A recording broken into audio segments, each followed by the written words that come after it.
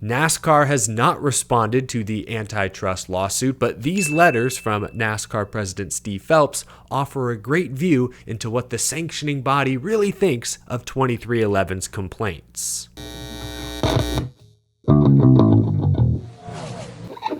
How's it going, y'all? My name is Eric. Welcome to Out of the Groove. Lots to get to today. First, some breaking news. Junior Motorsports has lost their appeal. After finishing 16th at Talladega, the rear of Xfinity Series playoff driver Sam Mayer's car was found to be too low in post-race inspection. He was then disqualified, awarded last place points. The team decided to appeal, and today, the independent appeals panel consisting of Dixon Johnston, Bill Mullis, and Shauna Robinson ruled in favor of NASCAR. So the disqualification stands. Mayer will be 13 points below the cut line heading into an elimination race at the Charlotte Roval this Saturday. I honestly wonder if they'll take this to the final appeal, because this is what Dale Jr. posted earlier today. The rear clip on the one was bent from a series of aggressive bump drafting incidents Saturday. We had photo evidence of the kinks in the tubing in the chassis that was previously certified, along with body scans before and after the event.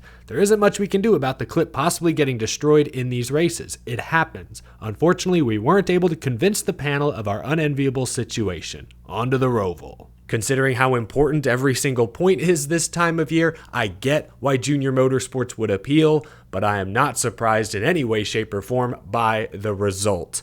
In some good news, Chase and Marissa Briscoe just welcomed twins into the world. Very exciting. These are their second and third kids, one big happy family. Congratulations to the Briscoes. Wanted to talk about something good, lighthearted, before we get into some heavy legal debate. I'll push that off for one more second to tell you about our sponsor today, Lectric eBikes. Escape the ordinary with the Lectric X Peak, an all-terrain e-bike equipped to take you off-road and encourage you into the unknown. This ride is durable, designed to take on the most rugged of terrains. It was tested to the most aggressive safety standard for mountain e-bikes. 26-inch fat tires, over 1,300 watts of power at peak motor, offers a smooth ride no matter the rough road ahead. Lectric X Peak. Head to lectricebikes.com. Link is in the description below to check out the X Peak or to find another Lectric e-bike ride that suits you. Fitting sponsor this week because we are about to head off-road. Once again, I will preface this discussion by saying I am no legal expert by any means. My job here is to present the facts, try to contextualize them to the best of my ability. My job is just to have a discussion with you all in the comment section below. Today, 23XI Racing and Front Row Motorsports officially asked a federal judge to grant them a preliminary injunction that would allow them to race as chartered teams in 2025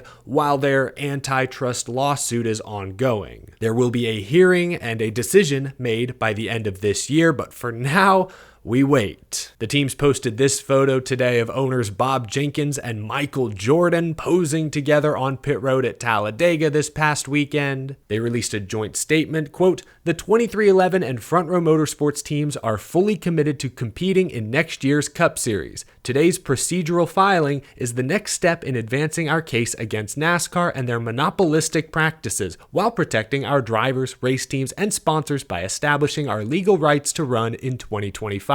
Of course, 23XI and Front Row could always race as open teams next season, but they would not only be forfeiting millions of dollars worth of purse money, they would also be forfeiting their charters, which themselves are worth tens of millions of dollars each. It's very difficult to race full-time in NASCAR without a charter, as highlighted by Front Row Motorsports owner Bob Jenkins in this comment to reporter Bob Pockris. Jenkins said, quote, "Because of our love for the sport and our determination to maintain the race team we have built, we are determined to race next year, even if we have to do so on an open basis. But at some point, the losses may become so severe that we simply cannot continue."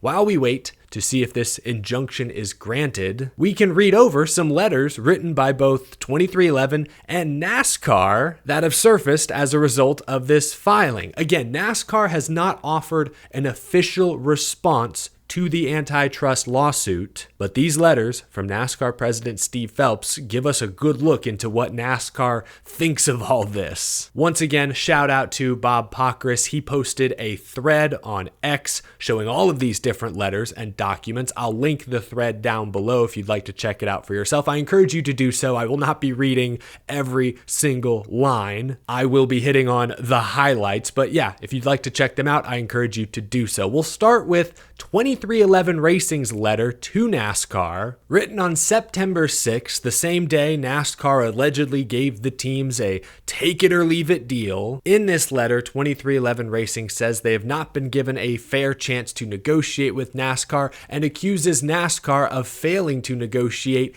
in good faith.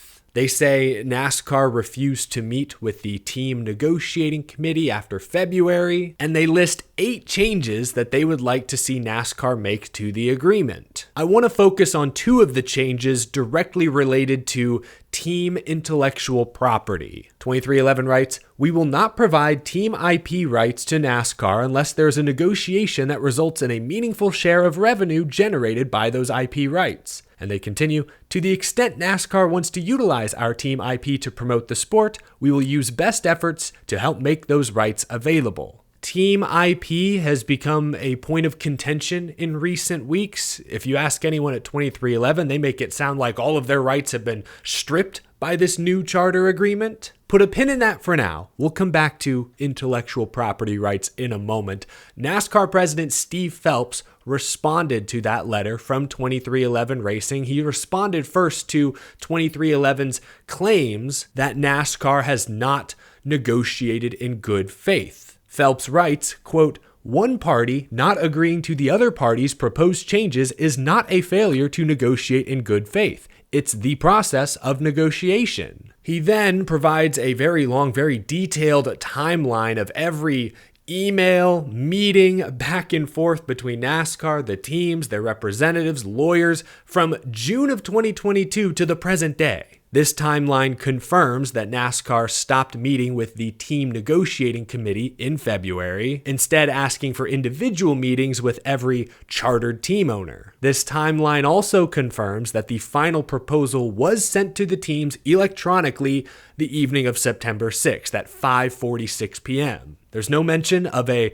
midnight all-or-nothing deadline, but this does confirm that the agreement was sent out when the teams allege it was. Anyway, 23XI Racing, Denny Hamlin, Michael Jordan, responded to that letter. First, they address NASCAR's good faith, bad faith definition. 23XI writes, "The use of monopoly power to impose non-negotiable terms on those who depend on you for a competitive opportunity is, without question, bad faith." And they go further, alleging NASCAR negotiated in bad faith with the team negotiating committee, and they call the individual team owner meetings a charade. 23XI says NASCAR refused to compromise on any core issues, but they do close by saying they are open to a good faith negotiation on several key points. So then Steve Phelps, NASCAR send one more letter. They get the final word. Phelps begins by listing out numerous concessions he claims NASCAR has made to the teams. Many of these statements go way over my head, but a few of them I do understand. Notably, he says that NASCAR is willing to create a team advisory committee in an attempt to give the teams a greater voice on major industry decisions. And most importantly, the letter says that NASCAR agreed to make the teams the largest beneficiary of media revenue. This backs up something reporter Jordan Bianchi said earlier this week, that under the new charter agreement, the teams would get the largest slice of the media revenue pie. That does sound like a pretty large concession. Now, Steve Phelps acknowledges that there were several key points that they could not agree with the negotiators. That sounds like a pretty large concession. Now, Steve Phelps does note in this letter that there were several key points that NASCAR and the team negotiating committee just would not align on. Phelps writes, quote, "We concluded negotiations with the team negotiating committee because the TNC itself refused to move on the following points.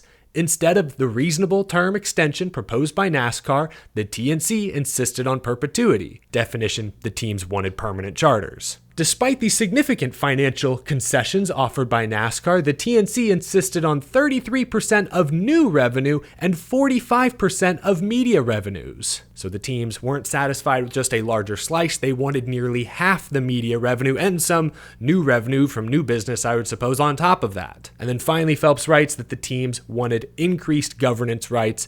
NASCAR could not agree to that. This team advisory committee, I guess, is their attempt at a compromise. There's a lot here. I hope everyone's with me still. Remember that pin we put earlier, the pin on team intellectual property? Let's take it out. Phelps also addressed some of 23XI's IP concerns. He writes, quote, "We will not use team IP rights outside of the rights traditionally granted for participation in the event. Example, live and re-air rights and licensing works, etc.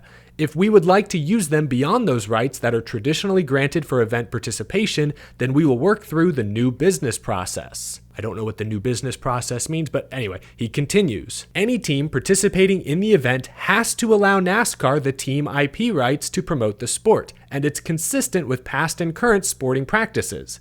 If there are concerns regarding the use of Michael Jordan's name and likeness in promotional materials, then we would be happy to discuss those uses." That last part I found very interesting. There had been some chatter that the use of the Jordan brand logo, Michael Jordan's name, was a point of contention, which makes sense. Michael Jordan has a massive brand, massive legacy to protect. He's very selective about where that logo appears. I get it. That's his right. But Steve Phelps there acknowledges that NASCAR would potentially be willing to negotiate there. Would it be a good faith negotiation? Who knows? But I wanted to at least share those couple of lines with y'all. Lastly, it's worth mentioning that Steve Phelps and NASCAR reject the monopoly powers claim. He says that NASCAR's attorney believed this claim has no weight. So we'll see.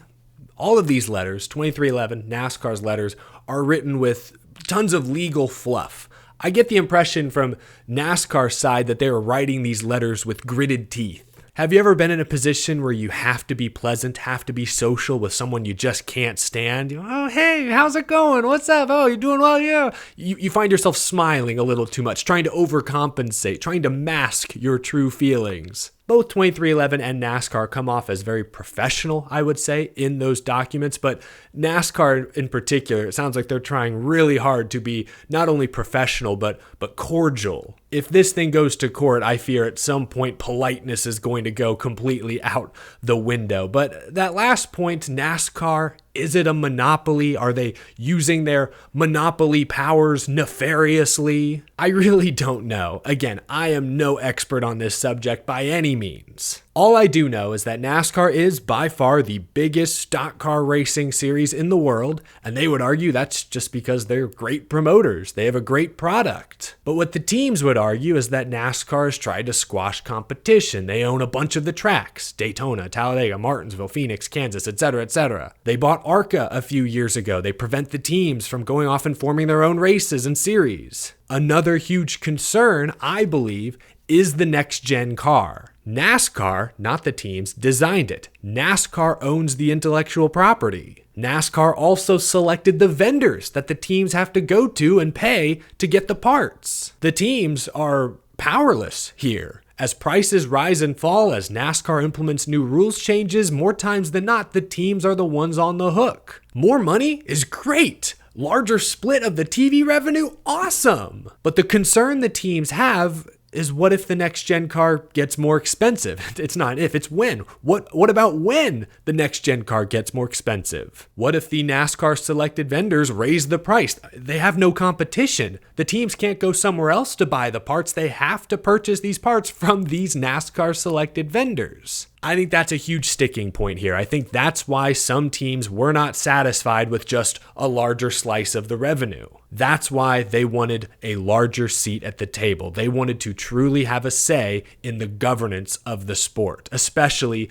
potentially costly rule changes. I'm no legal expert. Again, I have no idea whose argument is stronger. I can understand both arguments, at least to a degree. Truthfully, we're going to have to wait and see if this gets to discovery. That would force NASCAR and the teams to show us their financial records. How much money are they truly bringing in? Where is that money going? How much does it cost? If it gets to that point, the truth will be hard to hide. But maybe it won't get to that point. Maybe there's still a compromise that can be found. Every day that goes by, I fear those chances are getting slimmer and slimmer, but we'll see. Again, I encourage you to read through those documents for yourself. Link is down in the description below. That's going to do it for this episode, y'all. Thanks for sticking with me. Leave a like if you enjoyed. Subscribe for more NASCAR news, rumors, race recaps, and so much more. And a big thank you to my very generous Patreon supporters. Couldn't keep this show growing without you.